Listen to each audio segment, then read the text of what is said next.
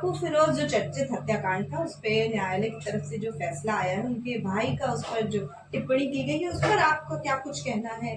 किस तरीके से इस फैसले को देख रहे हैं आप?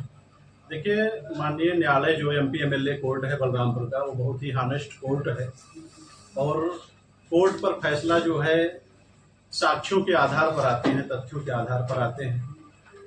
अगर साक्ष्य के अभाव में रिजवान जहीर को बरी किया गया है और इस पर अगर मान लीजिए उनके भाई को कोई दिक्कत है तो माननीय उच्च न्यायालय में अपील कर सकते हैं।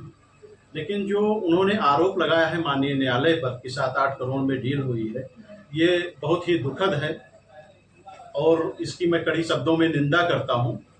ऐसा नहीं होना चाहिए। अगर वो दुखी थे तो उनको माननीय उच्च न्यायालय में अपील करना चाहिए। मैं ये मानता हूँ कि उनके भाई की हत्या हुई है और उस हत्या से वो दुखी हैं।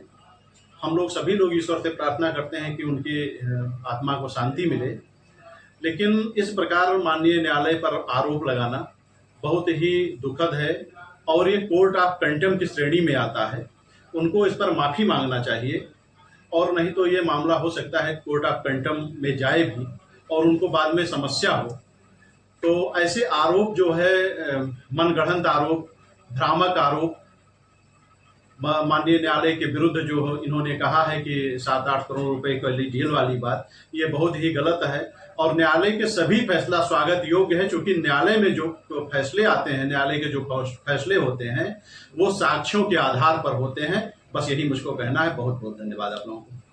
सर, एक सवाल है कि इस दबाव बनाने की कोशिश की जा रही है। देखिए, अब दबाव बनाने की कोशिश की जा रही है या दबाव नहीं बनाया जा रहा है, ये तो सब वो लोग जाने।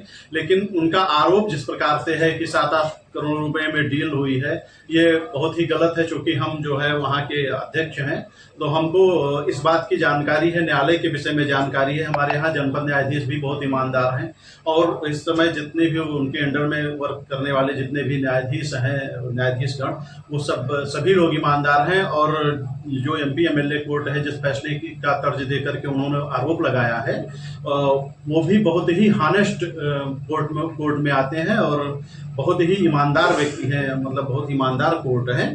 तो इस पर जो भी आरोप लगाए हैं वो बेहद बहुत ही कानूनी नहीं, ये जो है कोर्ट ऑफ कंटेम्प्ट की श्रेणी में आता है। ये कोर्ट ऑफ कंटेम्प्ट की श्रेणी में आता है जो इन्होंने आरोप लगाया है। क्योंकि बहुत एकदम स्पष्ट कह दिया है कि 7-8 करोड़ रुपए में डील हुआ है और ये अमाउंट सामान्य अमाउंट नहीं है, बहुत बड़ा अमाउंट है। कि 7-8 करोड़ रुपए का किसी के ऊपर आरोप लगा देना, किसी न्यायालय पर आरोप लगा देना बहुत ही भ्रामक है, बहुत गलत है। इस पर कोई विश्वास नहीं कर सकता है और एक कोर्ट ऑफ कंटेम्प्ट की श्रेणी में आता है। केंद्र उपाध्याय एडवोकेट, जिला युवा बार एसोसिएशन, बलरामपुर।